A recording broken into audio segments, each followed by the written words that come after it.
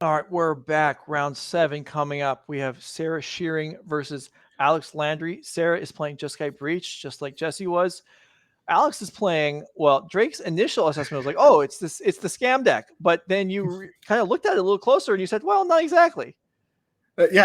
Joe, this deck is wild. It's It sporting all the main deck hate cards. 4 Moon, 4 Relic of Progenitus. We're here to stop the big decks here. The combo decks are here to stop the big mana. It's wild. That's not very traditional of the scam archetype, if you will. It's an interesting take. 4 Relic of Progenitus. It wasn't until you just said it a second time that I realized you meant they were in the main deck. Oh yeah, Joe. No, okay, we're main deck of those. They cycle. Let's go. They certainly do. I mean, I have main decked relics plenty of times in Tron, so we'll see how it works in this black-red deck. We are underway. Round number 7. Oh, it's an Obosh deck.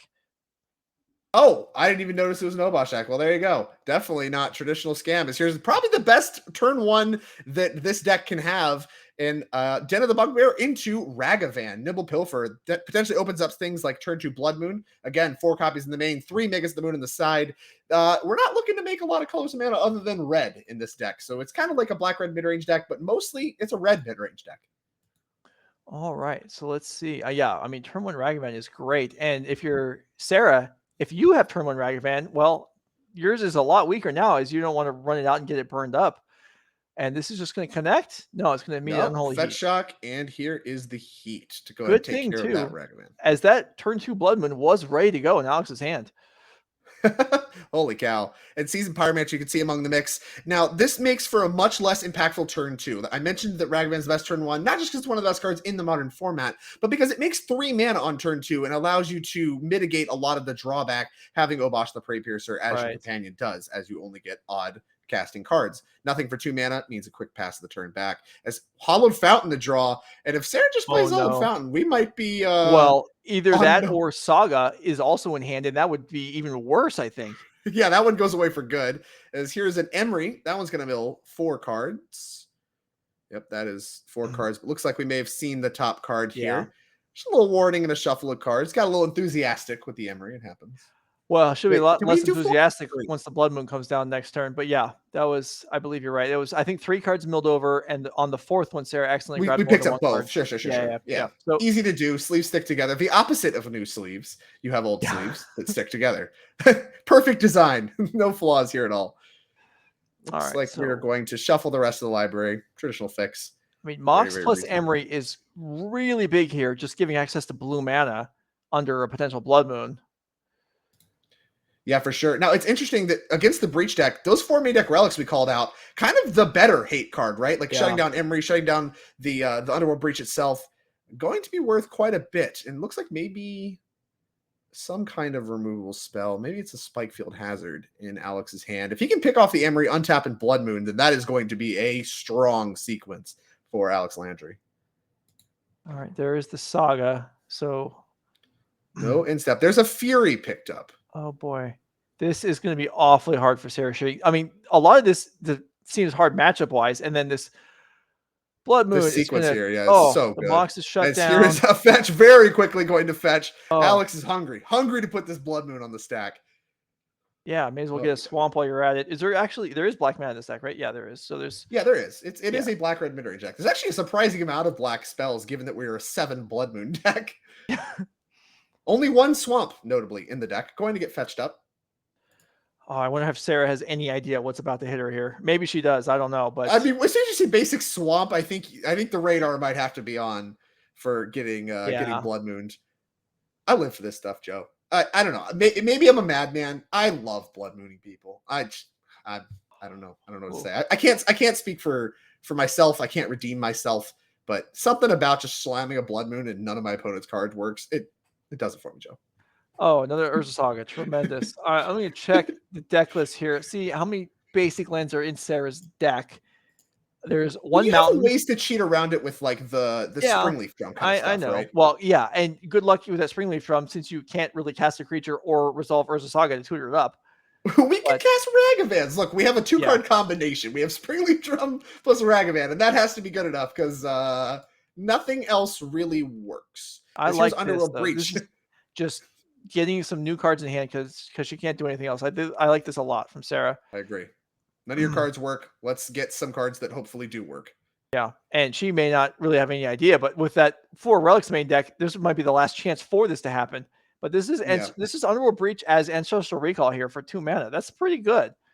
Even the fair mode of the card coming up, the flavor text on Underworld Breach mattering here as it is in the graveyard, and we're going to draw our 3 cards on upkeep. That just happened there. Yeah. So that was 4 draws. It was 3 extra from the Breach, but 1 from the actual bubble itself. So yeah, so there's 1 island in this deck. 1. All right, good. Perfect. As here is a Seasoned Pyromancer and Thoughtseize. No problem casting that on Bloodman. We have 1 swamp. As here comes Thoughtseize.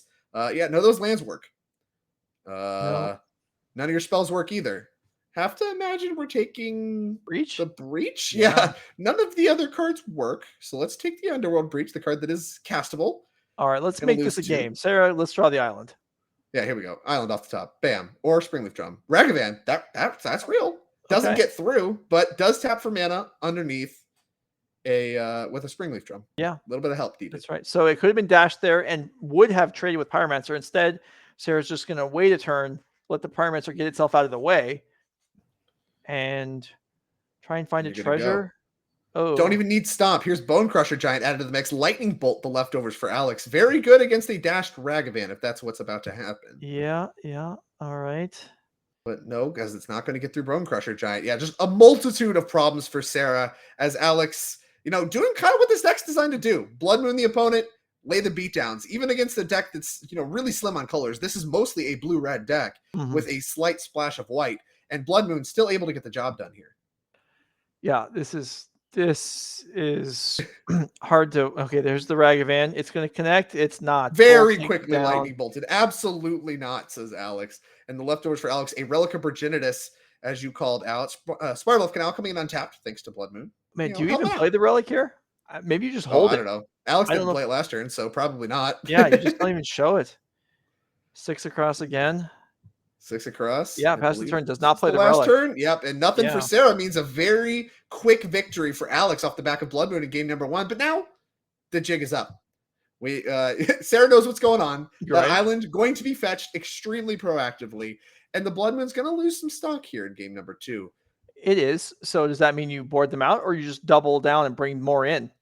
I don't know. Let's take a look at the deck. Let's see what we got. I mean, I feel like going up on Blood Moons here is you got your win off of it. I don't know that I wouldn't expect it to look particularly too much further. So we see Sarah's got a couple prismatic endings, hard to function under Blood Moon without planes in the deck. There is a Wear Tear, so that can be held up. I like the Spell Pierces a lot. Just keep yourself from getting punked out on turn 3 itself. A little bit of help. And Aether Gust, of course, very, very good, I think, in this matchup. Aether Gust seems like an absolute winner here.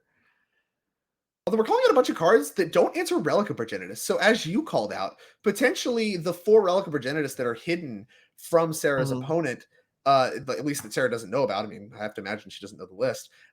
Going to be very relevant in game number 2, especially if the hate that is brought in is designed to answer Blood Moons and the like, and discard and stuff like that.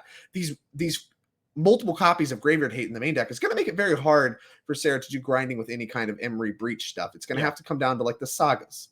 Yeah, I mean, there's the potential for like Needle if it came in, but unless she's really up on what's in the deck list, why would Sarah bring in the Needle here?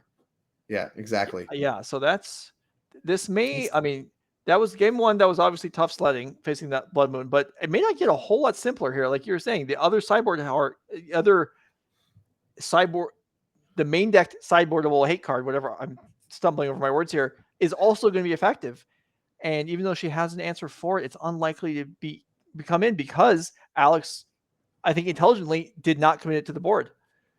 Absolutely. Let's take a look at Alex's deck list here. And the card I want to highlight in the sideboard is 3 copies of the Mythic Saga from Kamigawa Neon Dynasty. What do you think of Hidetsugu Consumes All? Hidetsugu Consumes All, I think is fine. It's more Graveyard Hate, actually. Because I believe it gets all permanents too, right? It gets all the non-lands, so it gets the Saga tokens, gets the Mox and stuff, cleans all that up, which helps make your Blood Moons better if you decide to keep them in, and then hits the graveyards as well, and then flips into a threat. Seems like it does it all in this matchup to me. No, it does. It seems quite good, actually. I believe it kills... It's symmetrical, so I think you'd lose your own Ragavans as well.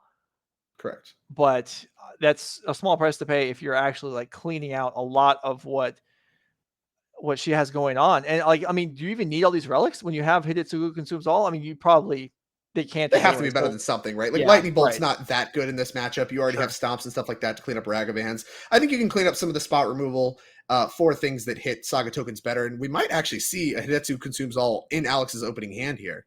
Mm-hmm. All right. Well, there's a Ragavan. All right. I mean, that's an excellent opening for Sarah. We'll see. Oh, There's a wow. bolt. Yeah, I think we needed to draw the red source and did. We drew Wow. Bloodstained Mire as the land for turn, kept Blaststone as the only mana source. There goes Really? the playmat.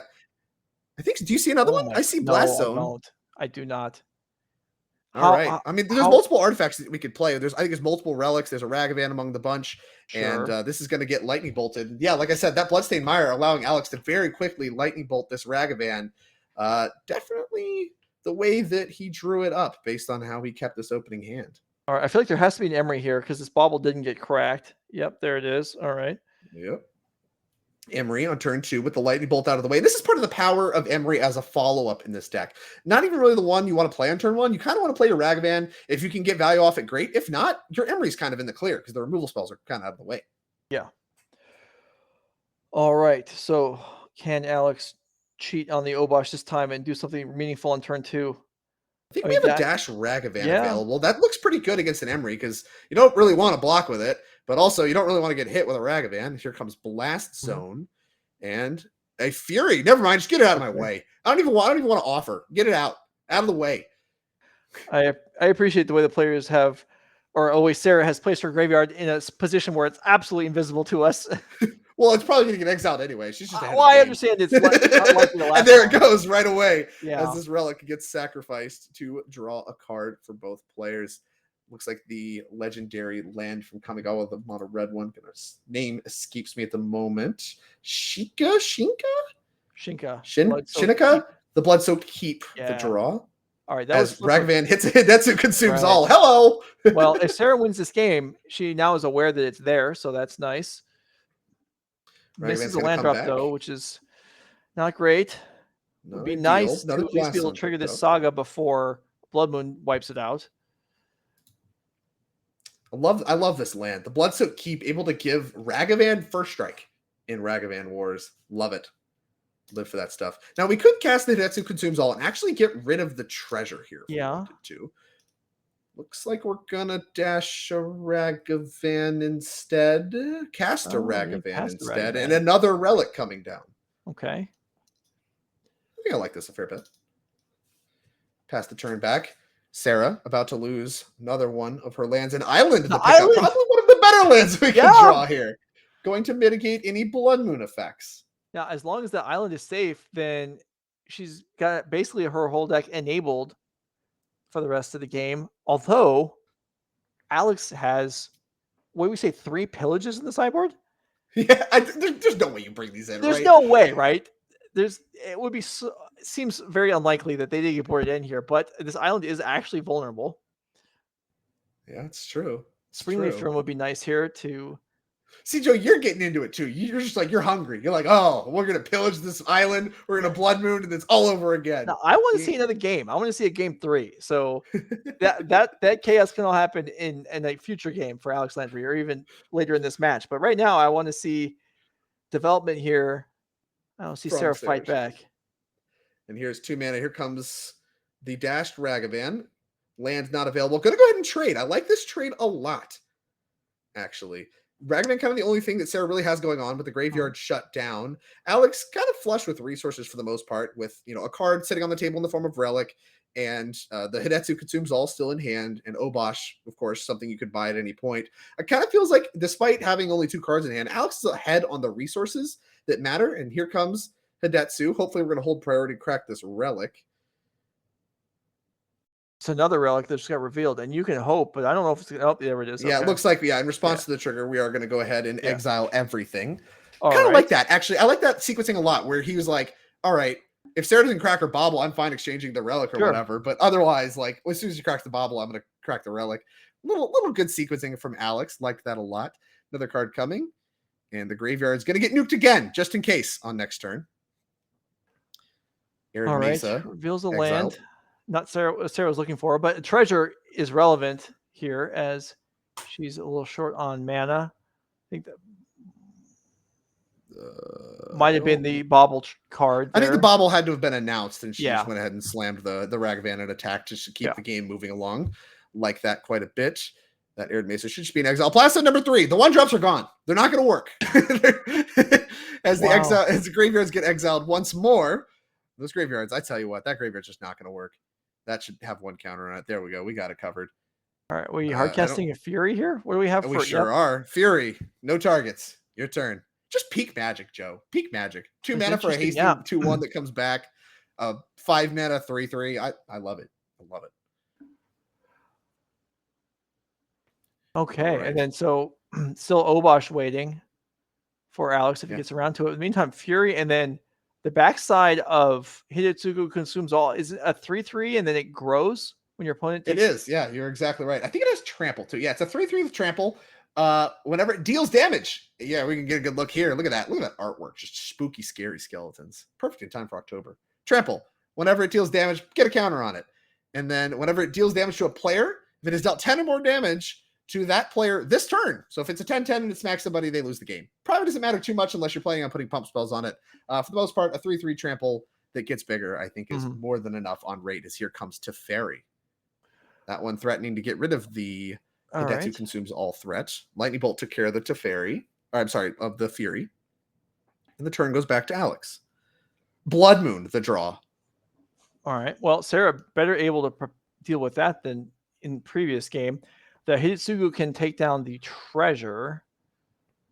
Gonna buy Obosh. And another relic. I like this. I think I want to go ahead and start cracking this Relic of Progenitus a little proactively. Mox Amber, kind of an awkward draw for Sarah, as she knows that Hidetsugu Consumes All is in hand. Can't really expose that one quite yet. Ledger Shredder plus Ragavan looking to be a pretty attractive turn, though. Ledger Shredder dash Ragavan. Yeah, there we go. Perfect. Yep, there we go. And that's going to trigger Connive. Maybe looking to discard a Mox Amber. Not looking super good at the moment. Sure will. And here comes a counter for our trouble.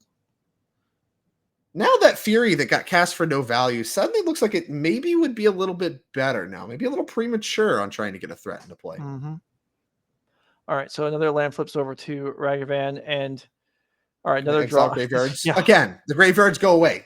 See, you thought you had a graveyard. You don't. Please put it away. I don't know if I've ever seen in my life 3 Blast Zones in play. Those 1-drops, Joe, they're not going to work. Looking at Shriekmaw. This might be overkill here. The graveyards and the 1-drops are killed like 10 times over with redundancy. Fortunately, Sarah has found a 2-mana card and a 3-mana card, which a little more problematic for the redundant effects that Alex has been presenting. Yeah, I like a 5-mana Shriekmaw here quite a bit. Shriekmaw, holy cow. All right, Obosh in. Hard to get Delirium for Unholy Heat when your graveyard gets nuked every other turn. Yeah, that's quite a big Obosh in the face of. Yeah, let's get a little reading on Obosh, shall we? I mean, Sarah's gonna check it out. We should too. Yeah, we should too. Let's see. If you source, you control odd converted mana cost would deal damage to a permanent or a player. It deals double that damage to that permanent player instead. So that's creatures, planeswalkers, and of course the players. So this Obosh essentially kind of representing 6, being a 6/5. Wow. Yeah, and Lightning Bolt's going for 6 damage. I mean, this Ledger Shredder is not going to last against any burn spell. Yeah, the Ledger Shredder no longer going to work against any drawn burn spells. Does Hidetsugu Consumes All now wipe out 2 mana things as well? I don't think that's how that works, Joe. It needs to do damage. You're close, but I think it needs to do damage. Okay. Oh wow. I love this. I love Alex's deck so much. Just some blasts from the past. This is interesting stuff here. Sarah's putting up a fight this game, which is good to see, but it still feels like this companion is gonna be a little tough. Okay, resetting it. That's actually reset the Teferi. I like this a lot. Yeah. This should be spell number 2. So we're gonna connive first before any decisions are made. Connive draws a land. A bunch of 1-mana spells that don't look very good sitting among everything in hand. And Ragavan, the discard. That card not working too well at the moment. Going to legend out the Teferi. I'm sorry, the other Teferi. Bounce Obosh. Get that one out of the way and swing for 4. We are getting in the red zone finally. 3, but yeah. So Alex. 3, correct. 8 draws. I didn't make out that was But the Shriekmaw feels like it has to come down. I'm actually surprised it didn't come down last turn. Likewise, I could see maybe trying to just start getting aggressive and get the Teferi off the table. But now, I mean, yeah, you get the Shriekmaw. I mean, Shriekmaw has I can't remember. Does it have fear or does it have menace? It has fear. Has fear. Yeah, it has Joe. fear. Good job. Okay. So Yeah. Obosh plus Shriekmaw, that's going to hit really hard. It's actually sweet. The text on the card is fear and then evoked for like its ETB is terror. So it is fear and terror. Yeah.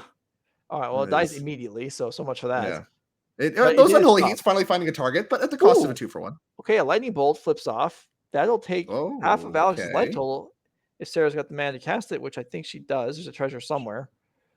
There's a Saga, maybe interested in Blood Moon. Yeah, but even Saga. Forcing did not cast the lightning bolt. Wow. Banking the treasure. That's interesting, given that Spikefield Hazard the draw. Being able to hold that up, I guess. That she knows there's Hidetsugu Consumes All. I guess she just figures it's unlikely to be cast. And here's, well, no, she knows about it. She bounced it with the Teferi earlier in the game. And the Unholy Heat that does actually have Delirium finally to take out Obosh is going to present lethal, it looks like. And that will wrap up game number 2. What a strange game from the Jeskai Breach deck. Not normally the way I think that it gets done, but honestly, really showcasing the backup beatdown plan of the Breach deck. You know, Ledger Shredders, a little bit of Dash Ragavan action, and like Saga tokens. Doesn't look like it's enough normally to get it done, but I mean, here it certainly was, despite quite a bit of opposition from the Black-Red side. Yeah, wow. Okay, so chat points out, and I missed this, that lightning bolt didn't get flipped for the Ragavan. It killed the Ragavan. It just went into the wrong zone after it resolved. Oh, I see. So that actually was supposed to be in the graveyard. So okay, fair enough. Anyway, yeah, that was a wild everything. Yeah, that was a very strange game too. I mean, the graveyards got blown up 5-6 times. The Unholy Heat still dealt 6 at the end somehow, which really showcases how good Breach is at getting cards in the graveyard. Yeah, and I mean, we saw multiple cyber cards. Hidetsugu Consumed All did come in. Multiple copies were drawn, and honestly, it didn't look as good as advertised. Even I thought it was going to be a huge blowout in these games.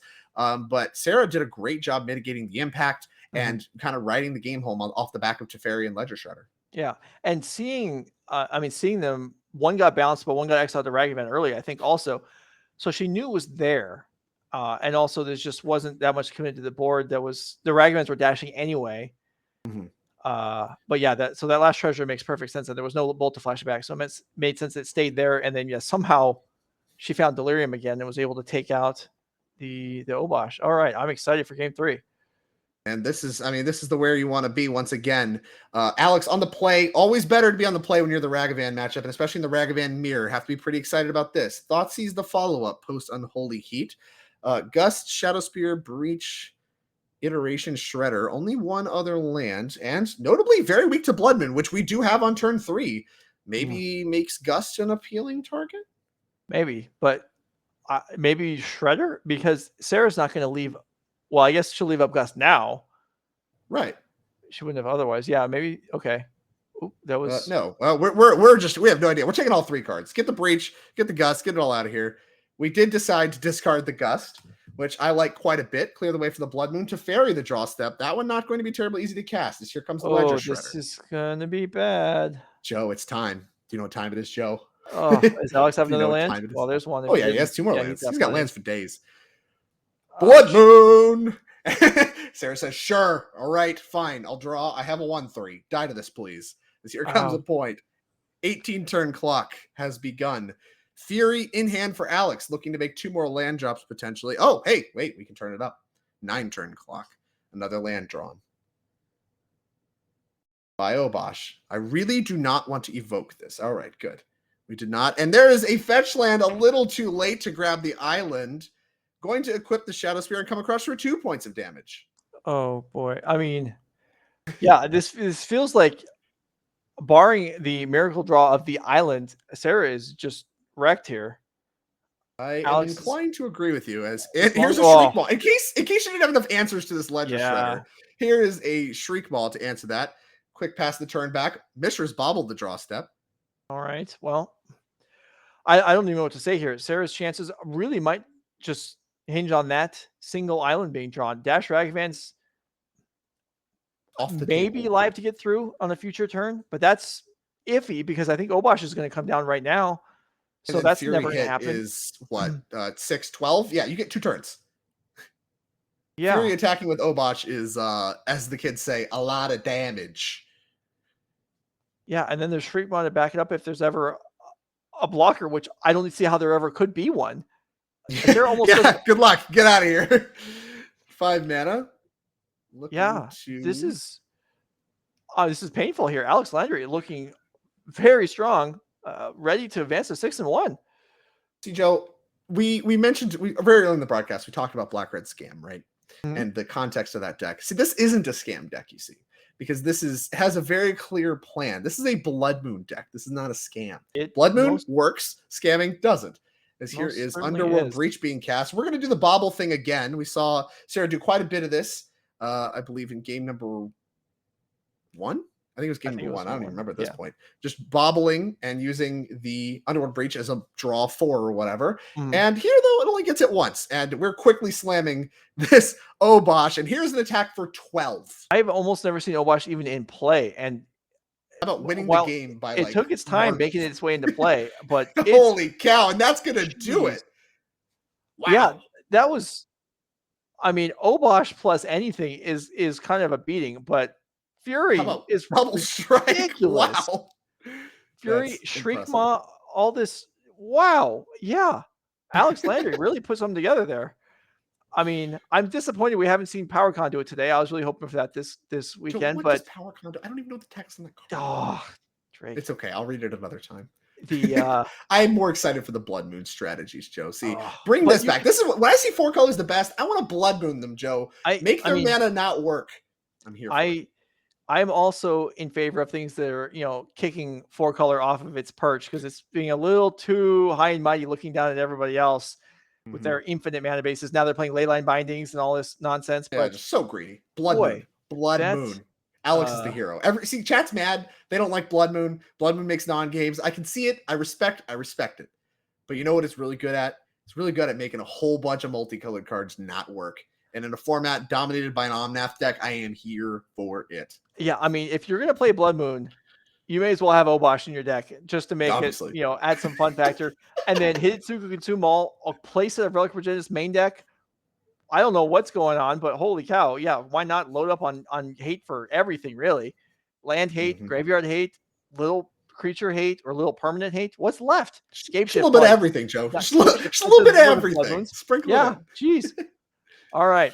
Well, that takes care of that match. Do we have a backup for this round? Let's get it going.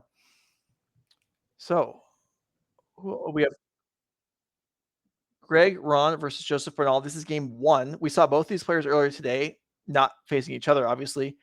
4-color Blink versus Rakdos Goblins, which so Greg Ron is actually 5-1 and was seemingly in position to execute a combo win against Matthew Hoey, and then either was gun shy because of something he thought Hoey might have, or else we as commentators didn't quite understand what was going on. But it seemed like Greg Ron had the win and didn't go for it and then lost. But if that was the only loss on the day, impressive work nonetheless.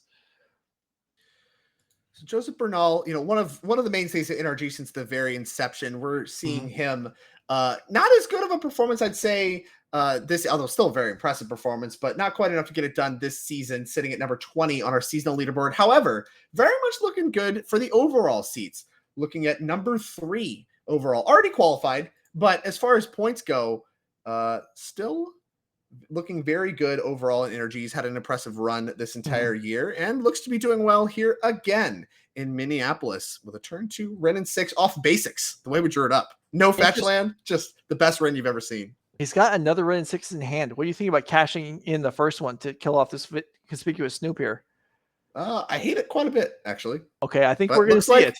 Yeah, it looks like that Joseph hates it quite a bit less than I do. And, especially with a fetch land available, maybe it's good. A lot of respect for conspicuous Snoop. Terrified of potentially having a Kiki on top and dying on next turn, right? Like you just immediately start casting or start copying Snoop, and it's just gross. Yeah, that something could happen. A a Mog War Marshal? Yeah. And a Skirk Prospector. That's a good one with the Mog War Marshal. Yeah, it's not so good against Ren and 6 on the board, though. I agree. Although I But guess if you flood it with 1/1s, the Ren's likely to Yeah. be taken down by these mostly meaningless Oh. 1-drops. And of course, you just do the Goblins thing. Rebuild with your Ringleader. I think I saw a red card in Joseph Bernal's hand, which is going to do a very good job at cleaning up all these goblins and let Ren 6 go ahead and just plus on up. Would that be Fury, Joe? It would. Is that the red card that you're alluding to? Okay. Yeah, I thought I saw it. Maybe I'm wrong. I know a lot of 4-color decks don't play Fury main deck. Yeah, the Fury main deck not Okay, even maybe not. necessarily stock. Gonna go ahead and pick off the Prospector. It looks like there is one. Maybe he just doesn't care. Let's just There's wait. another Ren and 6 in hand. Wow. As here comes a Summoning Sick Goblin. One Goblin going to be able to take the Ren down right away. Ren and 6 kind of showcasing its ability to have a minus ability. Normally we just see the plus ability used over and over and over again on that card. However, the plus ability, the minus ability looking very good here as Munitions Expert and one I didn't get a great look at picked up. No, me neither. Off of the Ringleader. But 2 land at the bottom, including a Cavern. And all right, Ringleader has haste. Let's see how we want to split the damage. Those 2 at Ren, the Summoning Sick one's going to stick around, and here's Endurance here to help block. I like it though. I'm willing to give up the damage in order to take down the Planeswalker in place of a removal spell, or in this case, Endurance blocking. And no Graveyard shuffled in off Endurance. Don't need that ability on the card. And we have the Ringleader blocked. 2 1/1s in play. A 5th land that is red here, as you mentioned. Fury would do a good job cleaning up the rest of the table, although I don't think these Goblin tokens worth a whole lot at the moment. So here comes another Ren and 6, number 3. That's pretty good at finding a 5th land. Yeah, I mean, this is the 3rd Ren and 6, and the first one that actually got to pick a land up. All the other ones have been on Goblin Sharpshooter duty. Yeah. Look at me, I'm the Goblin now. That was clever. You see that movie? Did you actually see it? No, I've not seen that movie, Joe. I live in memes. I actually I think about yeah. me. I knew, as soon as you said, I was like, I bet he hasn't seen it. He's just zero shot. I don't watch shows and movies, honestly. I'm really weird. Movie. I don't like chocolate. I don't watch shows and movies. I'm just not a real human. I'm a robot. I don't know if I've ever heard anyone compare those things before, but okay. Well, they're both like equally weird, right? Like the society as a whole. And movies? Yeah. Like they're both like liked in general by society. You don't think that's true? Oh, I thought you meant, yeah, okay, sure. No, yeah, yes, I eat my movies and I watch my chocolate. Pretty fun. Nom. Looks like Yorian bought here with the remaining 3 mana. Some kind of maybe accidental card knock. Didn't really see what happened there, but there is the deck being picked up and taken off screen for the moment. I assume there's some kind of issue to be considered as our Rakdos Goblin's friend here staring down a blocker and a Ren and 6. Ren and 6 done a very good job maintaining the board, protecting Joseph Bernal's life total. For as much attacking as has happened this game, Joseph's sitting at a pretty 18 life. Yeah, well, this Endurance is just going to block forever. And it is going to block very well. Although there is a Munitions Expert. It's hard for Munitions Expert to get to 4 when Ren and 6 is there to pick off the cheap guys. Listen, Joe, the dream is alive. The dream's alive. When you have goblins like War Marshal that can make the 2 in one shot, like, Munitions Expert, not that hard. It's just pretty hard. Whose turn is it right now? Both players are tapped out, and we're still waiting on the deck. I see. Yeah. There's some kind of judge discussion happening here as we take a look. What's going on? Deck lists for the chat are not going to be available until, I believe, tomorrow. Yeah, is that correct? Or is it end of the day today? Yeah, I think the deck list will be available after tonight's portion, so after the quarterfinals. Yeah, and you'll be able to see them as we investigate sideboarding, provided we have time, and you'll get a glimpse there. But for the most part, deck lists are not going to be public until tomorrow, and that is, of course, for tournament integrity reasons. All right.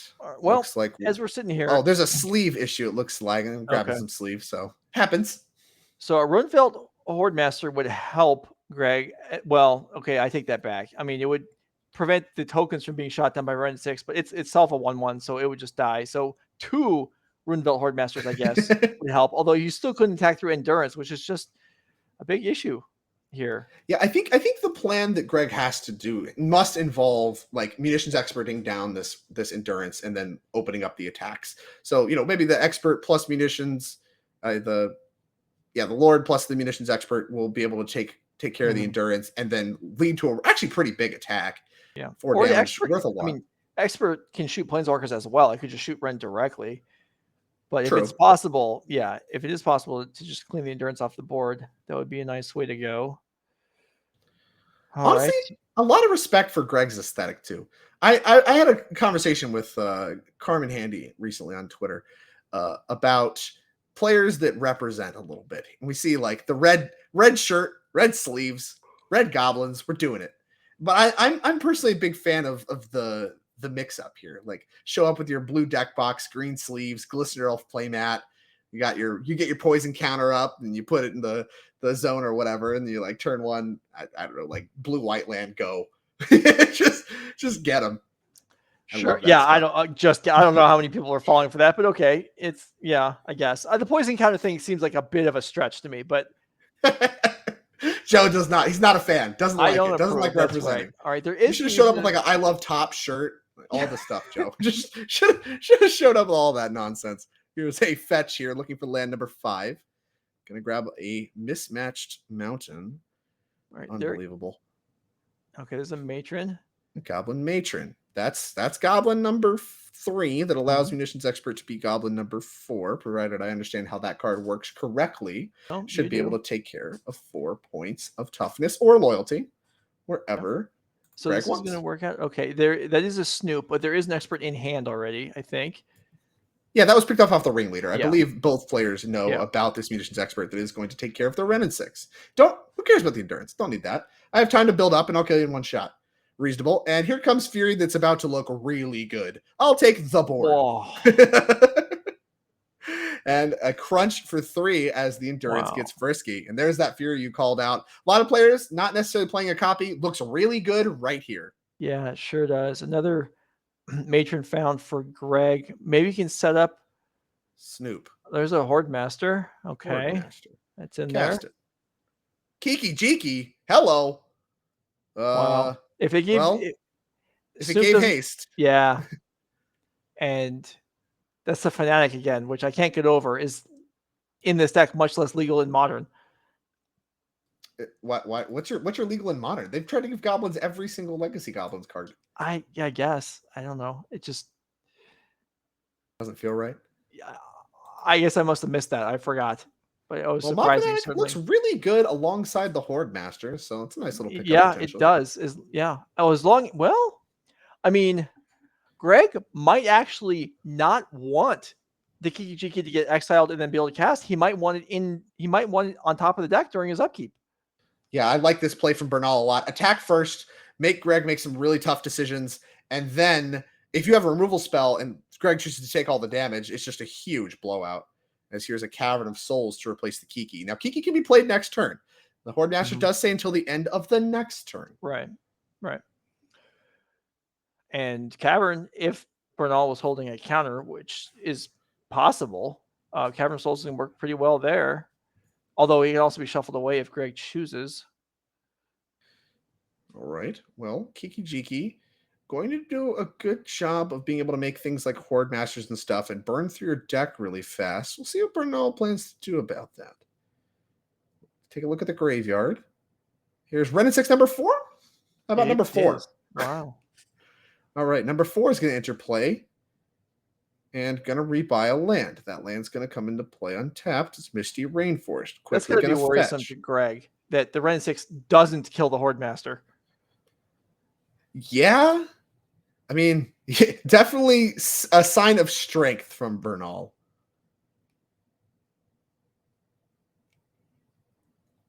All right, let's see. What do we have here? Is Yorion already in hand? I don't recall. He did buy Yorion on the previous turn, so I do believe there's a Yorion. Oh, well, that would be pretty good if it was. Here's Solitude. That's pretty good also. Gonna take care of the Snoop. Gonna fetch.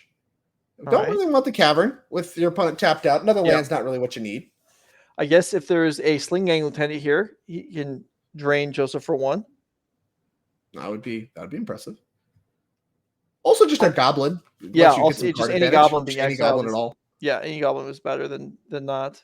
Although that's not true. It's not least play, it's dies, right? So this one gets exiled and you're not going to be able to play anything. Well, if it's a Sling Gang Lieutenant, yeah, then you absolutely you would want to do it because then you could actually sacrifice it as well. So it's a Harbinger. So Harbinger and Kiki Jiki with how many land to play? 6? Not quite the order you want to do this in. We have a Matron that can grab a Snoop, but then we don't have mana for anything else. No, we're going to have to do this the hard way because, well, I guess there's probably more copies. I think there was 2 copies of I think there's 2 Kiki Jikas in the average yeah. list. Yeah. Let's take a look here. Yeah, 2 copies of Kiki Jiki. Oh, we just got 2 of everything. We got 2 Ringleader, 2 Sling Gang, 2 Mog Fanatic, 2 Skirk Prospector. Only 1 War Chief, though. We only need 1 of those. All right, there here comes Kiki the Kiki Jiki. He's in. It's actually pretty impressive just making a Lord, right? You just make another Lord, exile 2 cards, attack, Ren for a fair bit, try not to die to stuff on board. I don't know. It's like kind of impressive. Yeah, I thought maybe about leaving it as a blocker, although that's kind of now the reflection of Hijiki can only activate. Okay, yeah, this was end step. All right, this was end step. All right, cool. No attacking, just blocking.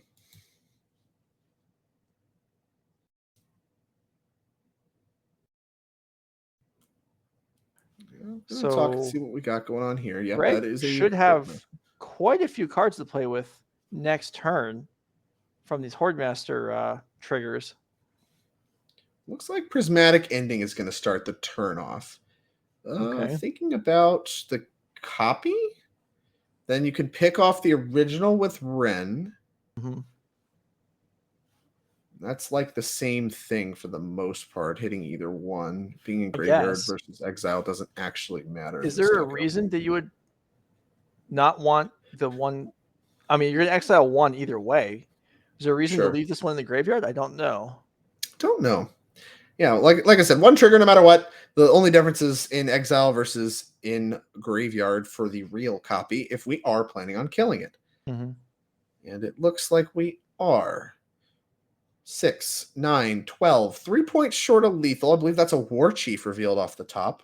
Okay. And notably the only War Chief. Yeah, it's a big attack, but it's not lethal. And Greg does have Snoop in hand we know about. So War Chief plus Snoop would leave 1 mana left over. Here is the Yorion to annihilate everything. There you go. You put it in the graveyard to shuffle it back in the deck. As there goes the Kiki Jiki, gonna get exiled.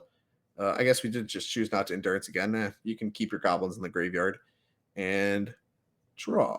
Let's see if Greg can assemble anything. War Chief does give us Snoop haste. So if nothing else, we could attempt just War Chief plus Snoop, and if Kiki's the top card, you just win.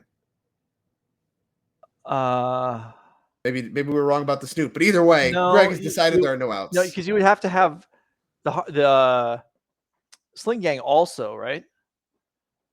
Why? You just copy the Snoop, right? Over and over again, and then you have infinite Snoops. Oh no, you don't have infinite tap Snoops. Tapped. Yeah, you're right. Yeah, they're all tapped. Okay, I don't know. All right. Yeah, you're right. You have to have something else. Yeah, anyway, that was exciting stuff. Let's go ahead and just keep it going. Let's see game 2. We've seen both these players' deck lists earlier today, so no reason to do that again right now. Let's just find out what happens. So continue on with the backup match. Game 2, Greg Ron down the game, looking to have the comeback here. Both players looking to potentially put themselves in position for certainly a win and in next round, maybe a draw and in. Yeah, either way, going to be looking good at top 8 prospects, whereas the other player might be on the outside looking in. A lot on the line for both these players. Bernal, awesome run so far. Doesn't actually need to qualify. Qualifying again doesn't actually earn you anything. You don't get to consume more qualifications. But Bernal playing these events anyway, building up points on the leaderboard. Which Greg Ron potentially looking to get a start on that. Here comes a tapped Auntie's Hobble. No reason to reveal your hand if you don't have a 1-drop. I agree. There's the Bobble yourself. Fetch land. We'll see if Bernal likes the card. Thinking about it, he does not.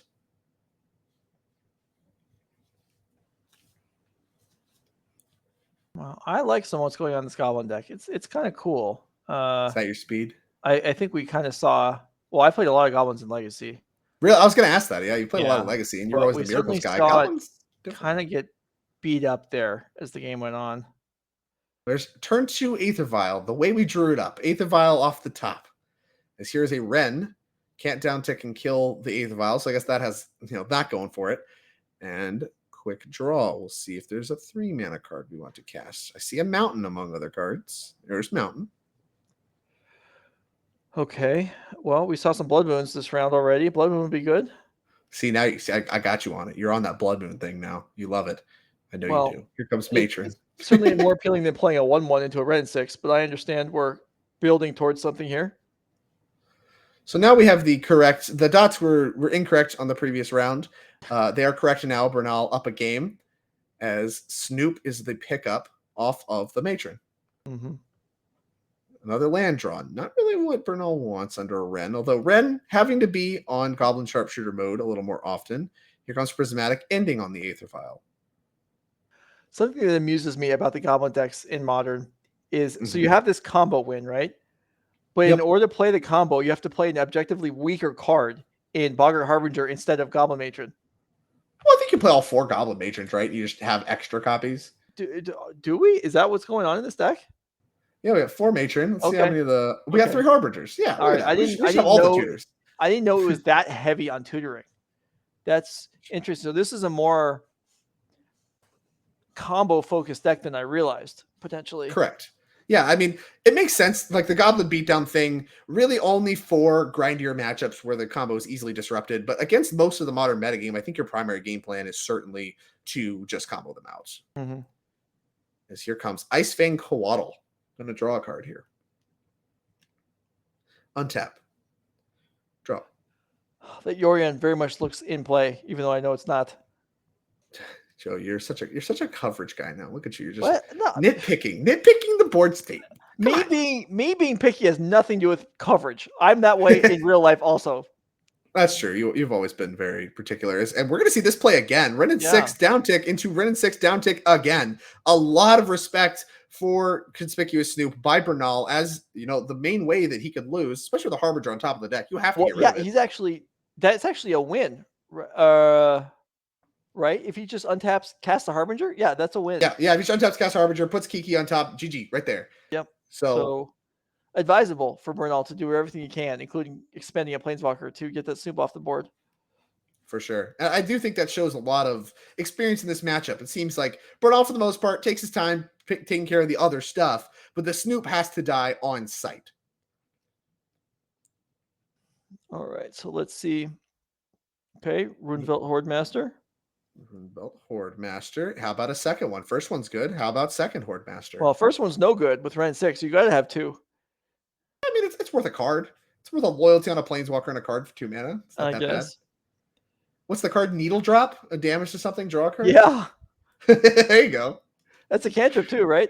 Yeah. That's what I'm saying. I think it's 1 red, deal a damage or something. It's been dealt damage, draw a card. Yeah. Yeah, that sounds like something that I've played in Limited and then regretted immediately as you are stuck with it. I can't imagine that card's good in very many contexts at all. No. Here is a fetch. Bernal thinking. Anything's better than Fury as far as Greg Ron is concerned right now. Yeah, Fury would be a problem. Although Fury takes care of both at the same time, right? That's like 4 cards off the top. Yeah. It's not even that bad. The Exile's the real problem. Just like ending would be kind of brutal. Solitude, not as brutal, but still not great. Not getting cards off your Hordemaster feels bad. Gonna get 1. And Mog Fanatic, actually looking pretty good. Able to clean up the Wrenn on the following turn or take care of the Icefang Coatl. Looks like another Hordemaster in hand. Gonna probably deploy that one before the Fanatic, if I had to guess. Here comes Fanatic. Here's Munitions Expert. Expert gonna take care of Solitude. And we're gonna take care of Wrenn. Okay. All right, we can do this. We can clean up the boards over and over again. I mean, that deleted a lot of most of Bernal's board there. Still got a pile of cards in hand though. Yeah, that's kind of the issue here. A lot of Bernal's cards cantrip in some way, as we see Omnath going to do just that here in just a moment. And Greg Ron's cards do not really. I mean, they leave 1/1s and stuff behind, but the multiple red and 6s drawn, each of these games by Bernal have been extremely impressive at cleaning up the leftovers from Greg Ron. Yes, indeed. I feel like we haven't seen much Omnath today, even though we've had 4-color on a few times. But here it is in all its glory. Drawing a card. Omnath's the better card against fair decks, but it seems like people are taking a little bit of a different approach for tackling the 4-color menace instead of trying to play a fairer game. Make some mana here. Going to start with Expressive Iteration. Uses the blue and the red. Dress down among the mix. That one's probably a fine one to bring to hand. Between Teferi and Abundant Growth for the exile. Teferi selected. Yeah, you got to tap a little differently for that. Do have a white floating. Black, white, and green floating. And there's the blue, so use Why is one there a of black the floating? two. Oh, I'm sorry. White and green floating. You're right. I had my head on Moonbird for a minute. No, I know. I worked backwards on the colors to figure out what iteration and then was left with black and said it wrong. Ooh. Awesome coverage right here. Kiki on top. Uh-oh. Yeah, and there's Horde Master. This is like the awkward part where you play Snoop and Kiki's on top. This has happened twice. Snoop not having haste, a huge problem for this. Right. I know. Why even print this card? It's unplayable without haste. Get out of here. I love this. The statement that bouncing the Horde Master gives that just feels bad. It's like, the Snoop has to be answered. And oh no. Yeah, we know what that's getting. What could it get? Is it Fury, Joe? Oh, it is Fury. Fury looking incredibly impressive. Greg doesn't want to continue playing. I'm good. Yeah. We've seen this before. I don't blame him at all. And frankly, this is kind of what was called out as the big problem for the creature decks when the 4-color deck rose to power is multiple copies of Fury, ways to go and get it. And as we've seen the metagame develop, Fury is one of the worst cards in the 4-color mirrors, right? And so as a result, creature decks, things like Merfolk, Goblins, all that stuff, are able to rise to prominence again. Bernal chose to play a Fury this weekend in his main deck, has access to it off Traverse, and is once again able to shore up these creature matchups again. And I think we saw that in both games that Bernal was able to take care of against Goblins. Fury was a big part of the equation. Yeah, absolutely. And I mean, Fury was good at finishing things up, and then just multiple Ren 6s was good at stalling things out and just slowing development. I mean, Greg never really got sizable board presence there. I mean, we saw, game one, that just endurance held things down. Fury blows the board away. This game, same style of thing. Anyway, that's going to conclude round 7. We're 5 minutes past time, so it shouldn't take too long before we get to the last round of Swiss up and running. Drake and I'll be right back. This is No Rage Gaming. Follow if you're enjoying the content. We'll be right back.